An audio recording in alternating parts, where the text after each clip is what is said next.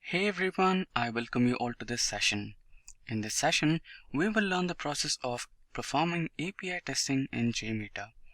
We shall begin with learning what an API is, then we shall see why we use JMeter for API testing, then towards the end, we shall understand the process of API testing from scratch with the help of a hands-on demo. But before we begin, make sure that you have subscribed to our YouTube channel and click that bell icon so that you can never miss an update from Simplilearn. So without further ado, let's get started with what an API is. We often come across this term while reading any technical blog or magazine. An API or Application Programming Interface is a programming code that enables data transmission between one software product and another. It is an intermediary software allowing two applications to communicate with each other. To understand API even better, let's take an example. For example, you're booking a flight. For that, you will begin with searching flights online concerning your destination, departure, return dates, and many more filters. To make all these choices, you interact with the airline's website and access their database and see if there are any seats available on those dates and what the cost might be. While you're doing all this, from the time to begin to the time you finish booking your tickets, you're doing that with the help of an API. To simplify it even more, it can be said that whenever we use an application on our mobile phone, the application connects to the internet and sends data to the server. The server then retrieves the data, interprets it, performs necessary actions, and sends it back to our phone. The application then interprets the data and presents the information we wanted in a readable way. This is what an API is. So that means each time we use an application like Facebook, send an instant image, check weather on our phone, or make some specific choices while online shopping, we use an API. Now when we have a good idea about what an API is, let's look at another major thing before going on to the hands-on demo. That is why we use JMeter for API testing. Apache JMeter is an open source software and it is used to simulate loads of various scenarios and output performance data in several ways, including CSV and XML files and graphs.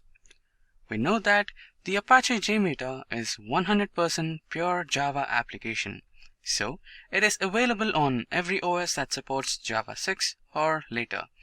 Some of these specific reasons what makes JMeter a perfect fit for API testing are: JMeter enables fast API testing. It performs quick scope tests and enables load and stress testing. Then, as we know, it is an open source tool and supports load testing and stress testing. It has a lot of plugins and extensions. JMeter can be used across several platforms and can use various programming languages. Now, we know about API basics and why we use JMeter for its testing. It is the right time to see the process of API testing in JMeter. To download JMeter, you can go to the Apache JMeter website and download the file. To know the entire downloading process and installing JMeter, you can check our JMeter download and installation video in our JMeter playlist. Moving on, I have my JMeter installed. I will go to the Apache JMeter folder, go into the bin folder and open the batch file.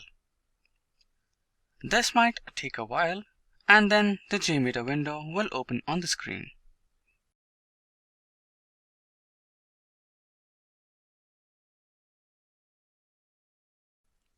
The home window is divided into two sections. On the left side, all the elements of the test plan are added, and on the right side, all the configurations of that element are added. As we are on the test plan element, we can see the configurations of the same. Here, the test plan is like a place or a container where all the elements we will use to perform this test will be stored. All the requests, listeners, and everything will be stored here. So moving forward, right click on the first JMeter here and select the Add option. Then in this option, select the Threads option and then Threads group.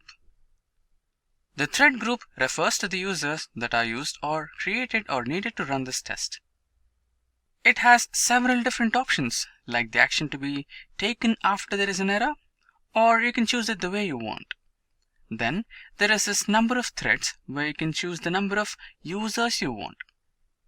Then there is a ramp up period in seconds option that states the time gap between the user hits. Third, there is a loop count where you can choose how many times the test will run for the number of users. You can also choose the test to run in finite times. There is also a scheduler here to help you schedule the time for starting the test and the time for ending the test. For now, let's leave everything to be one only. Now, for some sample APIs, go to your browser and search for some sample REST API for testing.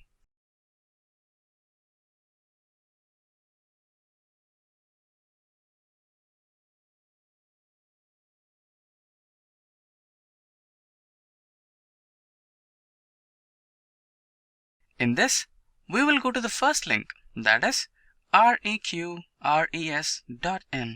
or request-response.in.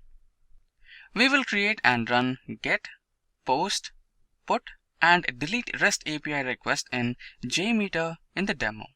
Here in this link, we have all get, post, put, delete APIs. So we shall choose the first link here, list users. Here we have the link request. Open this link in the new tab.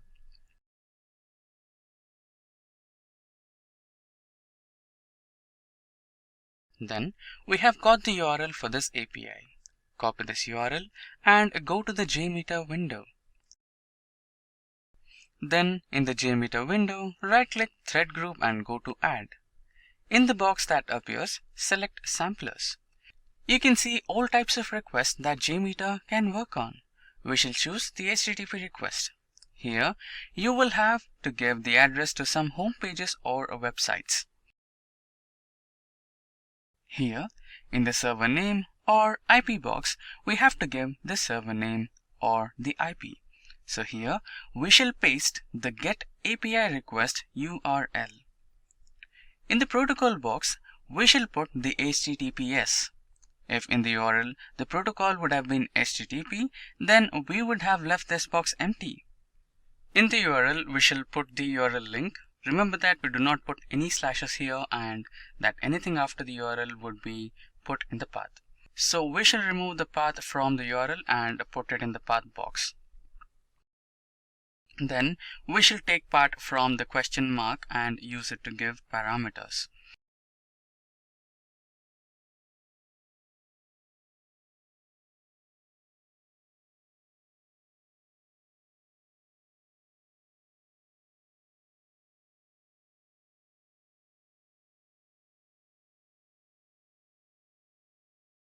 Since it is the get API, we will have to give parameters. We will add the name in the parameters and give the name as page and value as 2.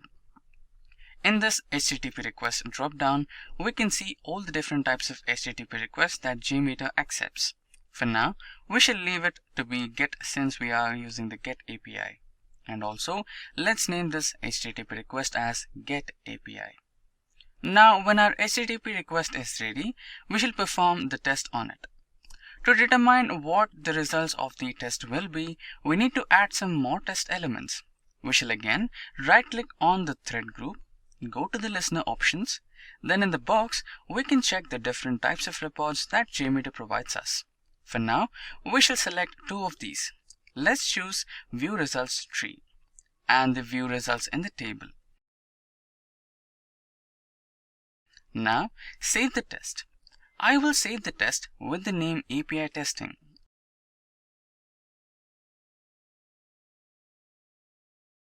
And finally, let's run it. For running the test, there are 3 simple ways. First, you can simply click the green button on the run. Second, you can go to this run option and choose to run the test. And the third way is you can right click on the first JMeter and choose to run. Let's simply choose the green button and run the test. After we run the test, we shall go to check the result of the test. Let's go to the View Results tree. Here, we can see the green status that shows the test was successful. And the view results in a table. We can see again the status is green. Since we had put the number of threads and loop to be 1, there is just one entry in both the results. Now let's try one more thing. We shall go to the thread group and change the number of threads to be 10 and run the test again. After running the test, we shall see the results in the table and see the testing being performed. And same happens in the case of view results in table. Now in the view results tree, we can click on a request and see different information. Here, we can see the sample start, load time, latency error, etc.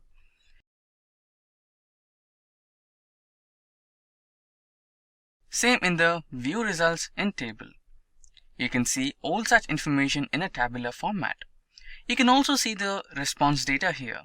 This is the same data as it was there when we copied the URL from the browser. You can furthermore check the response headers and the request that was placed. Now we are done with the get API request. Let's add the second request, that is the post request. Again, add a HTTP request by going to the sampler in the thread group. Then come back to the browser window and click on the post API option. Then open the request URL in the new window. Then go to this window, copy the URL and come back to the JMeter window.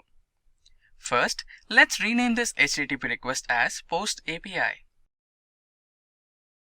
Then let's paste the URL in the server name or IP box. Again, let's put HTTP in the protocol box, address in the server or IP address box, and path in the path box.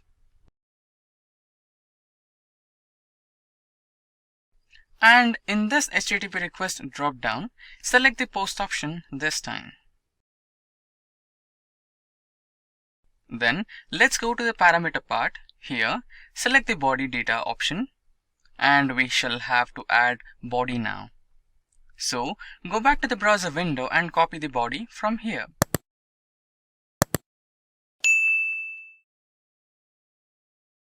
Come back to the JMeter window and paste the body here. Here you can check some advanced settings also in case you need them. For now, since this is just a demo, we shall keep it really simple. So let's run this.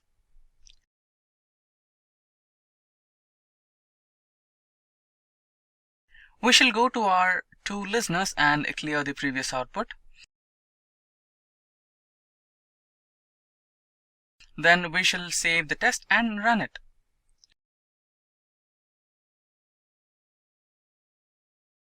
Now you can see the two tests are here. Since the thread count is 1, let's make the thread count to be 10 again. Let's see what happens.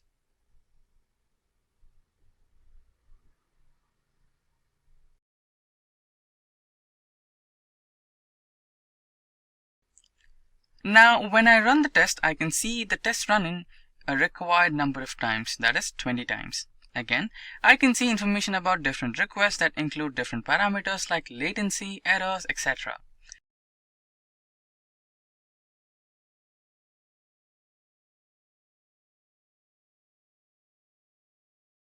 Now let's move on to our third API request, that is the put request. Go back to the browser and click on put request. Open the request in the new tab. Copy the URL and come back to the JMeter window. Make a new HTTP request by going to the sampler in the thread group. First, let's rename this HTTP request as put API.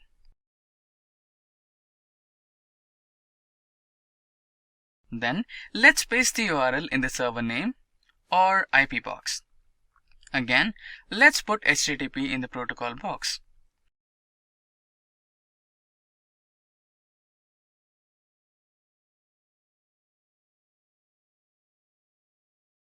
Address the server or IP address box and path in the path box.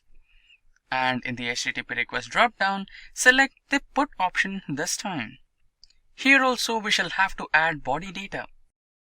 So go back to the browser window and copy the body from here. Coming back to JMeter window, select the body data option and we shall have to add body now and paste the body here. We shall go to our two listeners and clear the previous output, make the thread count to be 1 and then we shall save the test and run it.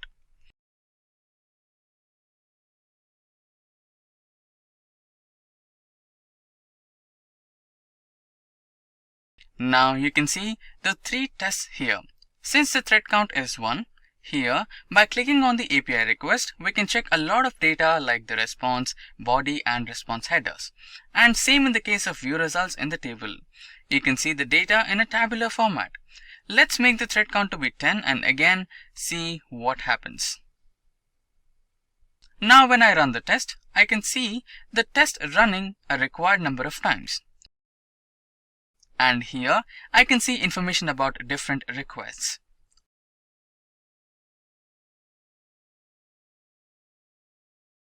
Now let us add our last API request, that is the delete request. Go back to the browser and click on the delete request.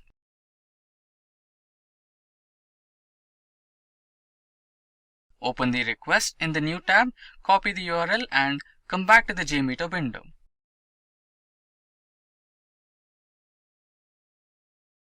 Make a new HTTP request by going to the sampler in the thread group. First, let's rename this HTTP request as delete API.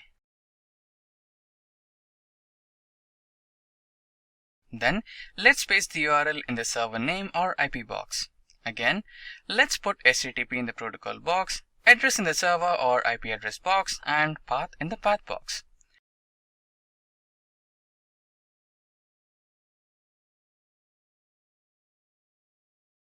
And in this HTTP request drop-down, select the delete option this time.